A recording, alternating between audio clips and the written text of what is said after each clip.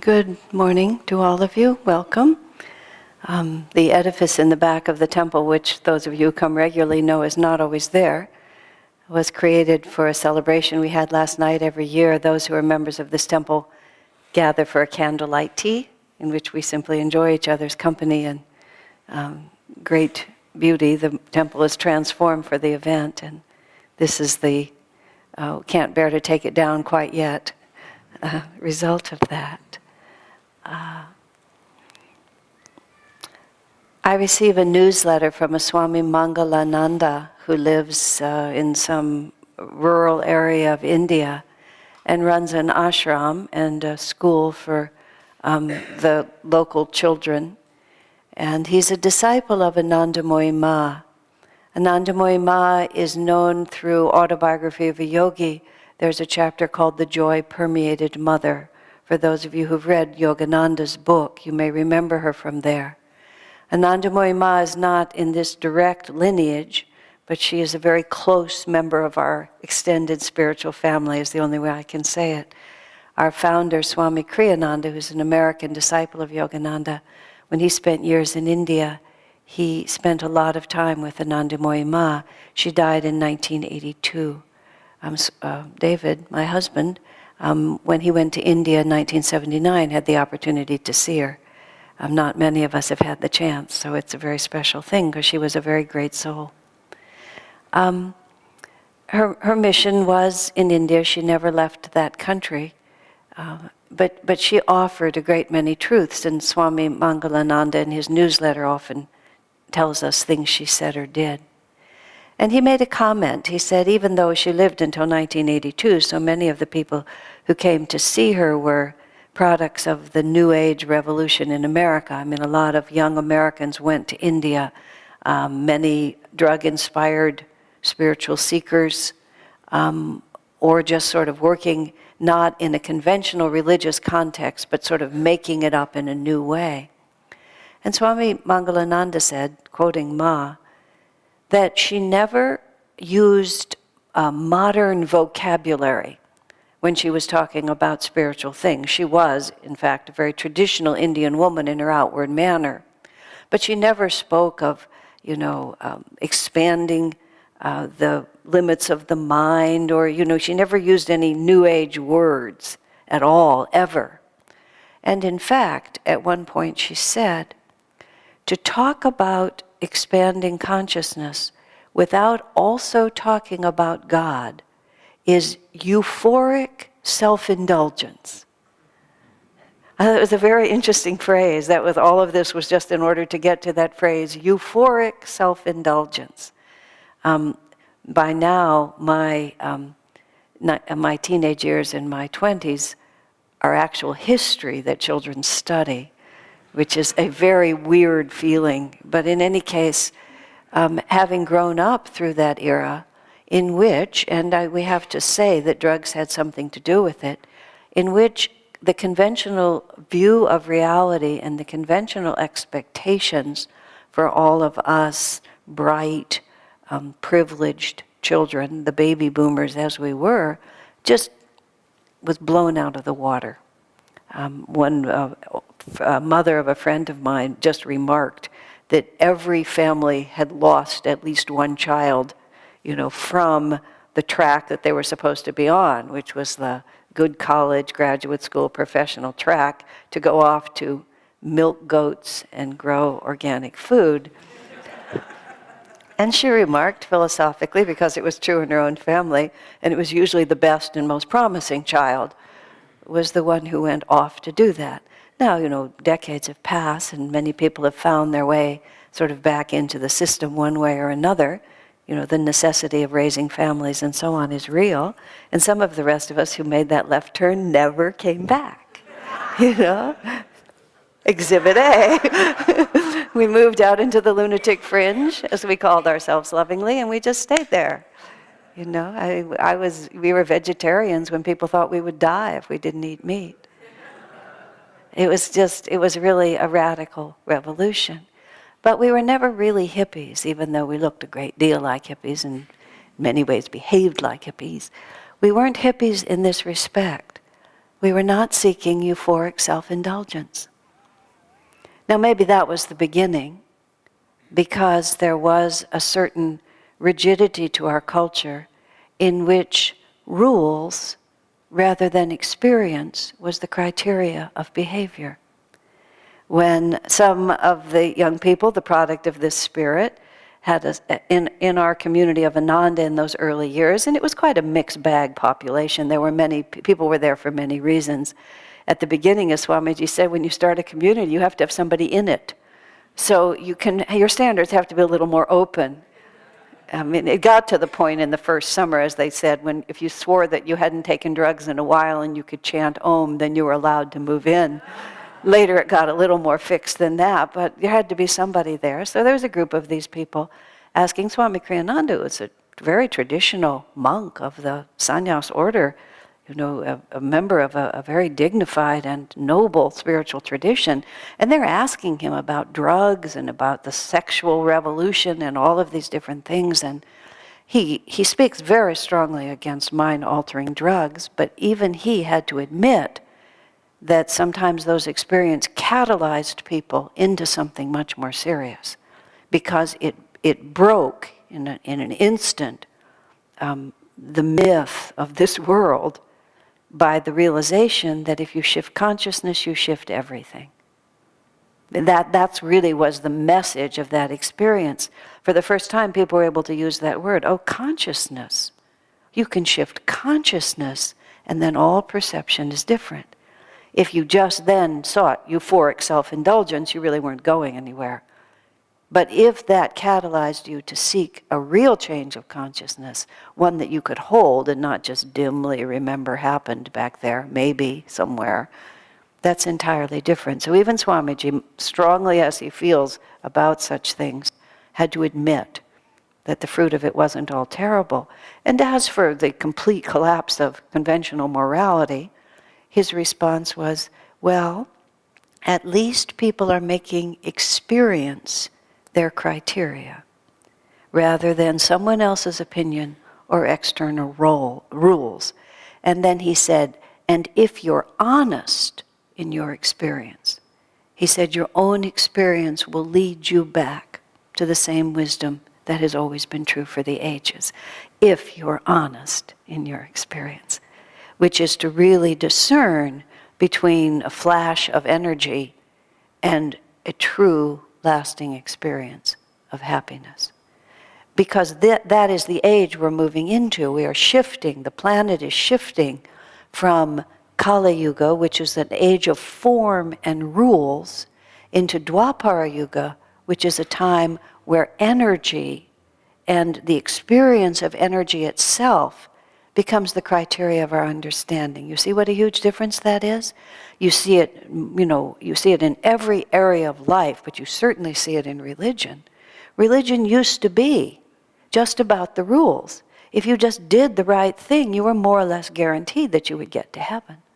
There was a joke that Swami told recently that I really enjoyed, where a very wealthy man dies and he goes up to heaven, and St. Peter is showing him around, and first they're in a beautiful neighborhood filled with mansions, then they're in a nice suburban area, then they're in really tacky tract housing, and then they're finally in a slum, and then in the worst slum, he gets his dwelling.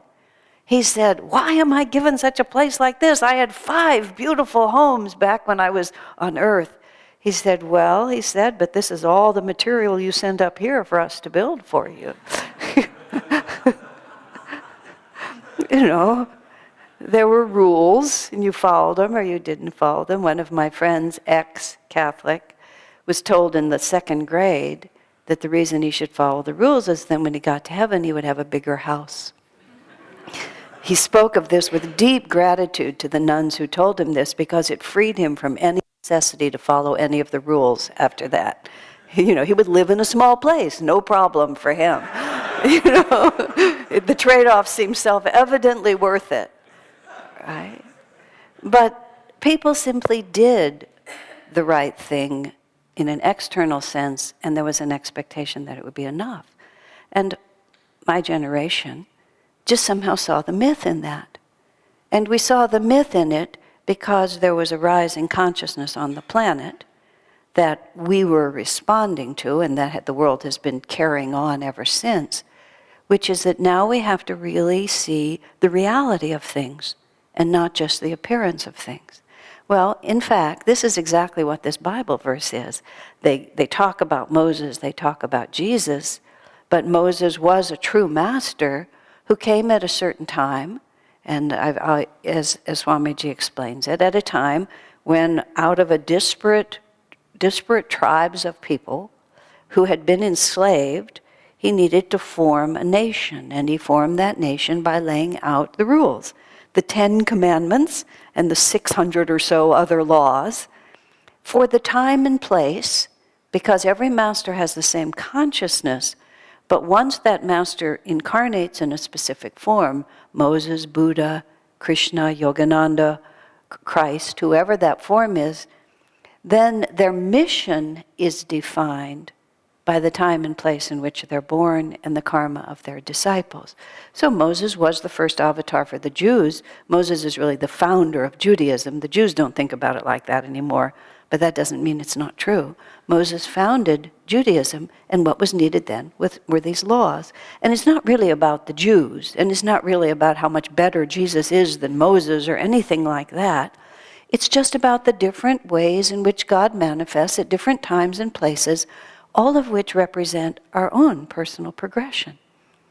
Because we have to start by beginning to understand what the basic principles of right living are. And different spiritual expressions, spiritual practices, are all dependent on where we are on that spectrum. If we don't even have any appearance of right living, we have to start by understanding what that means. You know, the 10 Commandments are a nice place to start. You marry one person and you're faithful to that person. And you don't go around stealing other people's goods. And gee, you don't pick up a heavy object and crack somebody else's head open. No, that's not good. I mean, now we can laugh at this because we don't have to write on our hands, today, don't murder anyone, don't steal anybody else's goods, because we're past the point where we really have to be told the basics of behavior. We're moving beyond mere adherence to the law.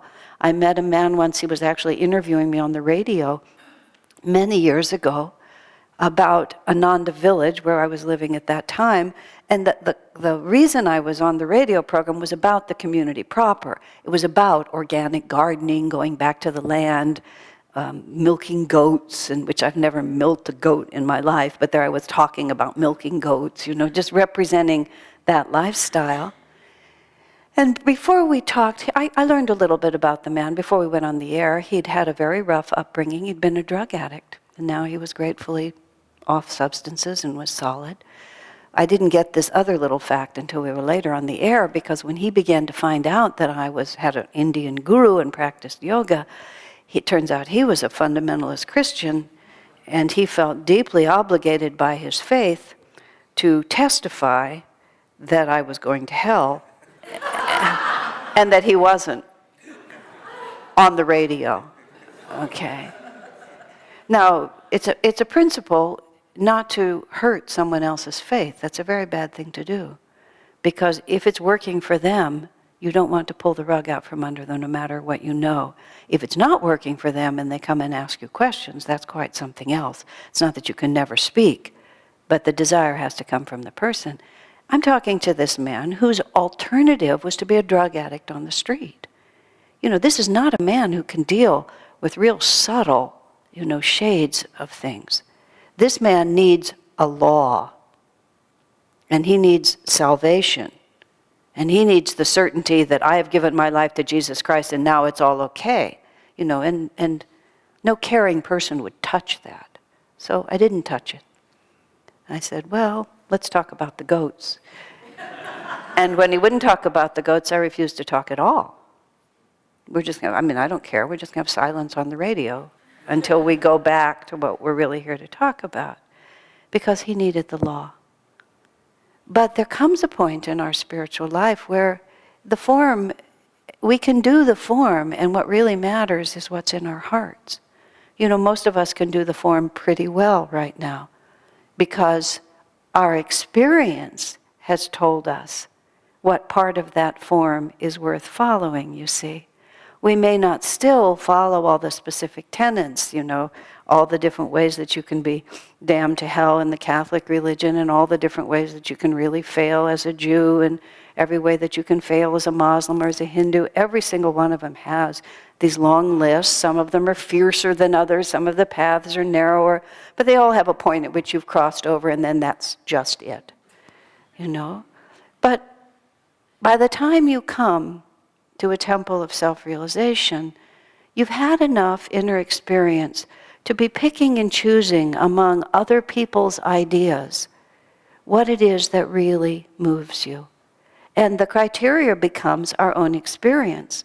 And the basis of that experience is very simple. What gives us joy and what alleviates suffering. And fundamentally, that's all everybody is doing. Whatever style of life they're living, whether they call it spiritual or not, whether they're completely worldly in the sense of committed to the life that you see through the senses and not thinking about anything more subtle or not, everybody moves as an attempt to get away from suffering and to come closer to an experience of joy. And Yogananda himself in the end said, this is the definition of spirituality. Because the fact of the matter is, joy is the end point. From joy I came, for joy I live, in sacred joy I melt again.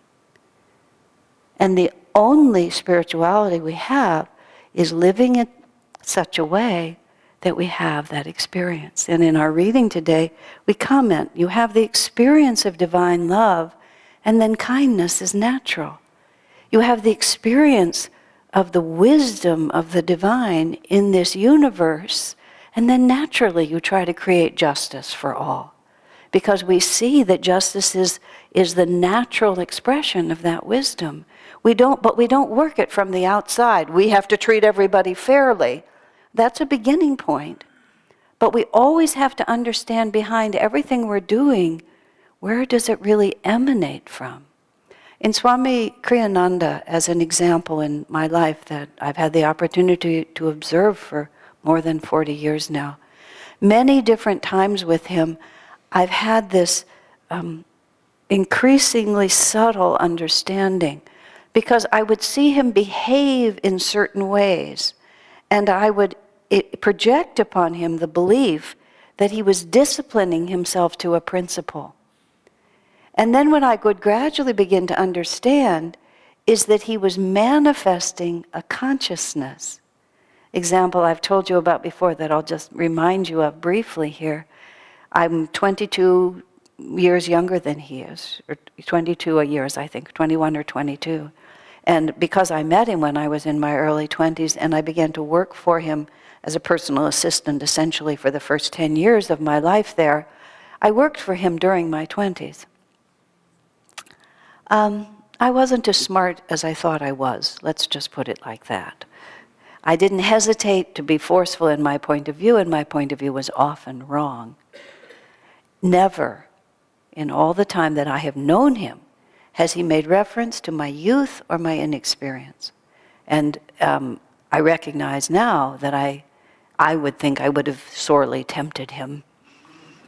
You know, it's almost an inevitable thought to silence, you know, sometimes annoyingly exuberant youthful energy by saying, "What do you know, kid?" You know, there's just so many ways you can cheat just to try to push the energy away from you. Never once, not even the smallest. And when I finally really realized this, because I got old enough to be on the other side of the equation, I expressed my gratitude. And he looked so puzzled when I expressed my gratitude. It was so interesting. I know him well, and in subtle things, and he sort of accepted my compliment graciously, but there was this puzzled look in his eye. "Thank you," I said, "sir, for never referring to my age." And then he said, "I never noticed." We all look at each other and we see the form, isn't it so? You know, someone remarked once that gender is the first thing you notice about a person and the last thing you forget. When you remember nothing else, and the police ask, what did the robber look like? Well, it was a man. That's about all you can say sometime, but you rarely don't notice gender. In fact, it doesn't even occur to us that gender isn't part of what you're looking at. I mean, who you are. I am a man. I am a woman. Swami says, I never noticed. And I know for a fact, Swami doesn't notice gender either. He said to this girl once, Nirmala actually, they were out somewhere and there was a dress in the window, and it was a very unattractive dress. And he turned to her, he said, if you were a woman, would you wear that? She says, well, sir, as it happens, I am a woman. He said about Shivani once years ago. Shivani's a woman also, but a very powerful woman. And Swami was at some program, and this was in the 70s when there was this big man-woman fight going on all the time. And it was a program of spiritual teachers, and every spiritual teacher was a man. And so there was this huge movement of the women were all mad because there were no women speakers. And so they came to Swami, and Shivani was a very competent speaker, but she wasn't on the level of the rest of them. And they said, we want Shivani to speak, so there'll be a woman represented. And Swami looked at them and said, Shivani's not a woman. Gender, body gender notwithstanding, you're not dealing with a woman here. Because he was looking at reality. What is female, what is male? Men and women express divine realities to greater and lesser degrees. Your body's quite incidental. Shivani's not a woman, and she isn't. There was a class once, poor Shivani, if you ever hear this, forgive me, but this is the truth and you know it. We were coming into a class that Swamiji was giving, and she and I arrived at the door at the same time. This was in 1970s or 80s, and the class was how to deal with your emotions. Shivani said, I'm so interested in this class on emotions. Last night I think I had one.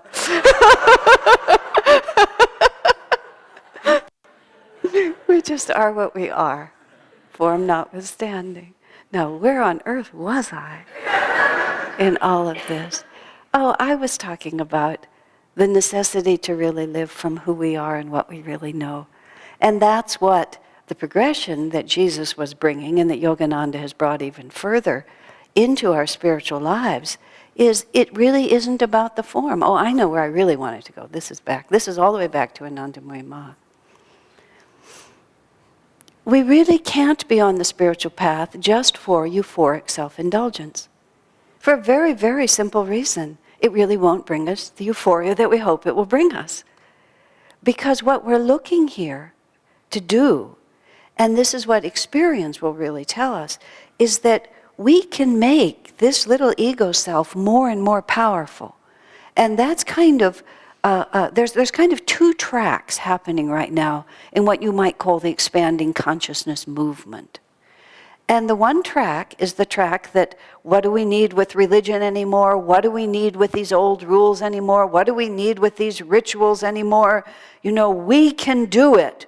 We create our own reality. We'll just get together here and we'll make the right thoughts and we know what the right thing is. And even very well intended, the energy really is that we're just going to get bigger and stronger in myself. And even when we move into, quote, expanded consciousness, if we're still just thinking from the origin point that is the most self-evident one, which is my little ego moving through this world, is going to live correctly and then everything's going to come out all right. And then there's another track.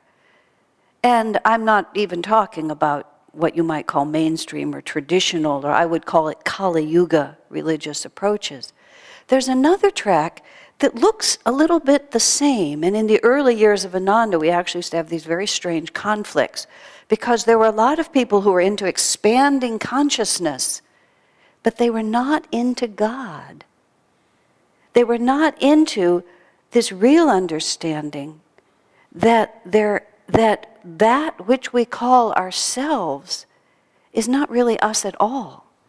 That we are just manifestations of something much, much more beautiful than this little limited consciousness can ever be, no matter how much we puff it up with positive thinking or anything like that. In other words, there is this innate humility and awe in the face of something much greater, which leads spontaneously to worship. And what Ananda Ma was saying is, without that experience of our own not insignificance because we are loved, but the truth of our own actual nature, which is, I really cannot make the bubble the whole sea.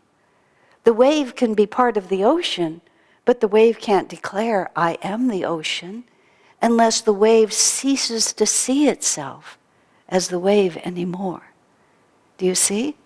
And there's a tremendous need for a certain courage in just declaring God and not feeling every time we say it we have to go into some long disclaimer about what we really mean by that. I was very pleased to see a little snippet of Oprah Winfrey, who is not a person that I like or dislike. I know she's a very powerful woman in this world, self-made, and I respect that. I don't have any much more relationship to her, but apparently at the end of her enormous career of her television program, she gave a "this is what I believe" sort of goodbye speech. And the piece of it that I heard about and saw was, she started talking about God, and she's a very plain-spoken woman, which I also really like. And she said, and don't give me any trouble about this. You know what I mean when I say God, like that. The big guy, she said, the big one, like this, in a very just straight way. And then she just said, and that's where the power comes from, and we all know it. I mean, it was just like, let us be that way. We know where the power comes from. We don't have to apologize for it. Everything else is just euphoric self-indulgence. And where is that going to take us in the end? We know. We've been there. We've been pushing that envelope as far as it'll go, and it just rips into pieces, doesn't it? Looks like it's going to work, but it doesn't. Experience is our criteria. We're not following laws now. We're following truth. We're following grace. And that grace tells us we're little bubbles in the great ocean of spirit. And it's that ocean of spirit that we have to worship. And to worship is such a beautiful word. Worship is to put in the center of your reality, let it be the defining force of what you do. And how do we worship that? In everything we do. How shall I worship thee, Lord my God, with every breath I breathe? Just with every breath I breathe, we live in that experience. And then we come to, would you hand me your book? And open it where you were. Thank you. Then we come to this amazing last verse in the Bhagavad Gita. Nay, but once more, take my last word, my utmost meaning have. Precious thou art to me, right well beloved. Listen, I tell thee for thy comfort this. Give me thy heart, adore me, serve me, cling in faith and love and reverence to me. So shalt thou come to me, I promise, for thou art sweet to me. And let go those rites and writ duties, fly to me alone, make me thy single refuge. I will free thy soul from all its sins. Be of good cheer. Isn't that wonderful? God bless you.